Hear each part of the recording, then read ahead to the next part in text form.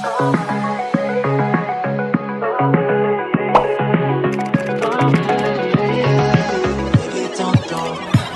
like me, to me it's a good thing. Hi guys! For today's video is gagawa tayo ng makeup na gamit si one product which is si O2O. Itong product kasi yung binili ko nung nakaraan in my previous videos. Nakita nyo si Shopee haul dun sa vlog ko. Ito yung mga binili ko na product. So, si O2O. And gagamitan natin siya ngayon. Pero ito man yung mga bases natin. And yung gagamitin natin si eyeshadow, si blush on is kulay orange. May isa kasing nag-comment na gumawa ko ng video na kulay orange naman daw. At ngayon, gagawin natin siya. So, let's start. May tayo si aloe vera. So, ayan. Yung una natin gagamitin is primer from O2O. Pero ito lang yung open ko kasi para hindi masira yung lalagyanan niya.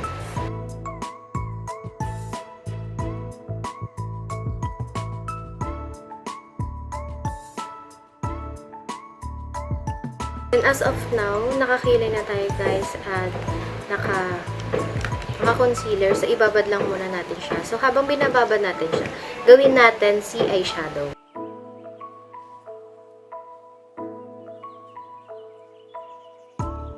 So, guys, we have a different shade of orange, which is this one, and this one, and this one. So, 4 shade, the different shade of orange. Siguro yung una natin try na orange is yung light, which is ito.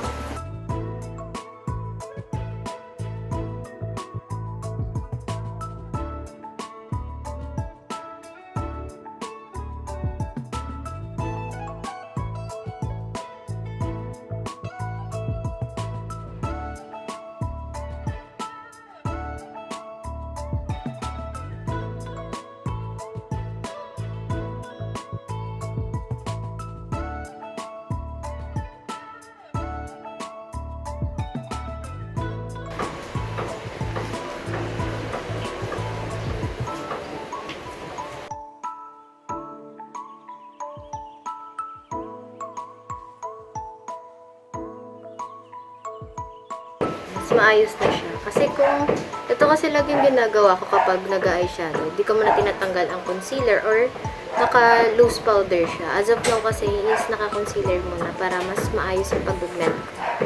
You can see, hindi siya kalat-kalat. Yun lang ginawa natin sa orange eyeshadow kasi para mas maayos, casual, formal siyang tignan, hindi siya sabog-sabog at hindi siya OA yung tignan, yung eyeshadow natin. Tapos na tayo sa eyeshadow, gawin muna natin tong sa face natin before mag-mascara. Bubuksan na natin yung 2-in-1 na cover ng O2O. This one. And as you can see, hindi ko pa siya tinatanggal. Pero tinry ko siya last time kasi gusto ko, kapag pinakita ko sa inyo, isubok na siya at may review na siya. So, tanggalin na natin. And si kitang-kita niya, nagamit ko na din siya. Ayan. Ito si powder and ito si cushion. Nagamitin muna natin si cushion. Ito kasi ang laging ginagamit ko si cushion. And ibang sponge yung ginagamit ko kasi yung pang pouch ko dito sa O2O is pang powder siya.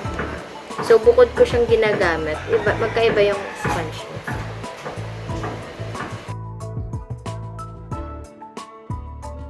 So, kapag naglalagay ako ng makeup, ng loose powder, or anything else, is hindi makapal. So, isang lagay ko lang and pang lahat na ng mukha. Dampi-dampi lang natin siya. Kasi kapag ginanon mo siya, ang pangit tignan. Ang ganda niya tignan. As you can see guys, diba? Mas na-cover niya yung mga... Mas na-cover niya. Ang ganda ng pagka-white niya. Hindi siya OA na white. See? Hindi pa rin masyadong nagkalayo yung itsura or yung kulay. And tsaka natin gagamitin si powder.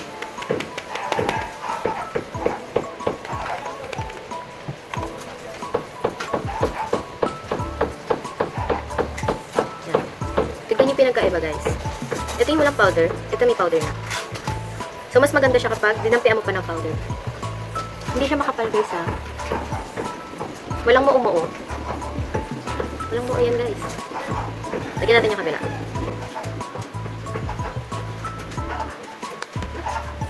Sobrang perfect na itong cover ng O2O.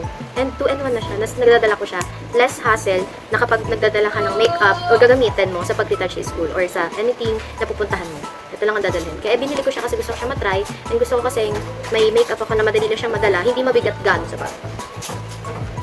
See? Hindi siya buo-buo. Unlike sa ibang makeup, di ba, kapag pinawisan or kapag binagay, may makikita kayong buo-buo.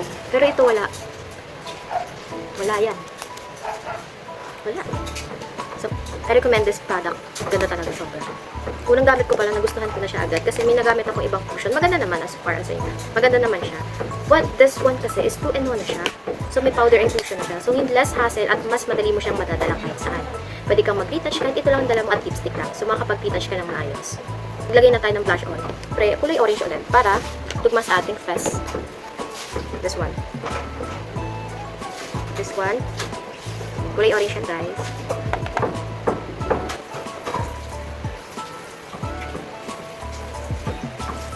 At tapusin natin yung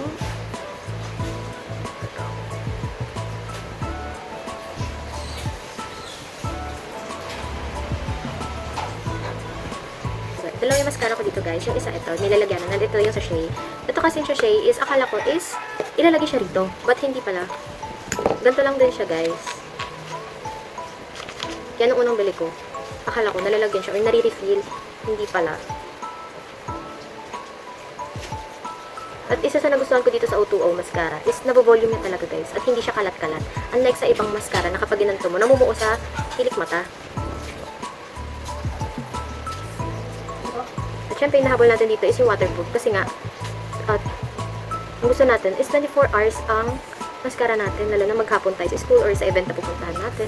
Pero dito is 36 hours. So, matagal mo siyang magagamit or matagal siya nakalagay sa pilik mata mo.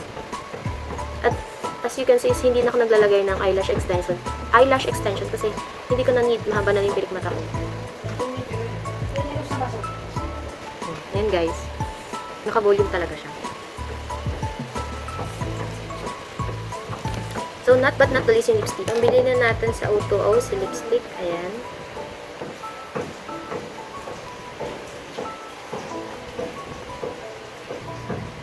So, this is our look. Orange makeup and gamit si O2O product. Siyempre, di mawawala si setting spray from O2O. As you can see, unti na lang siya. So, nagagamit ko talaga siya, lalo na kapag may events sa school and hindi ako makapag-retouch. So, maghapon, nakaganyan lang yung mukha ko. Walang eyes, walang retouch. Ganyan lang. So, ito yung mga ginagamit ko, si O2O product para long-lasting na nakaganyan fresh yung look natin, guys. Again, I recommend this product to you guys. This O2O product kapag gusto nyo ng long-lasting, look fresh, and hindi kayo mahirapan, hindi kayo mahasal ng Fitbit like this one na cover 2-in-1 na O2O cushion and powder nila. Thank you for watching, guys. I hope you like it. So, comment below lang kapag may gusto ba kayong ipagawa or itanong sa akin, gagawin natin ng video yan. So, as of now kasi hindi ko pa magawa ang Q&A question kasi sama-sama ko na lahat ng questions para kapag nag-video ako, isahan na lang at masagot ko lahat ng mga tanong. So, comment below lang kung ano pa yung mga gusto nyo itanong sa akin at gagawin na natin ng video yan soon. So, thank you for watching. Bye!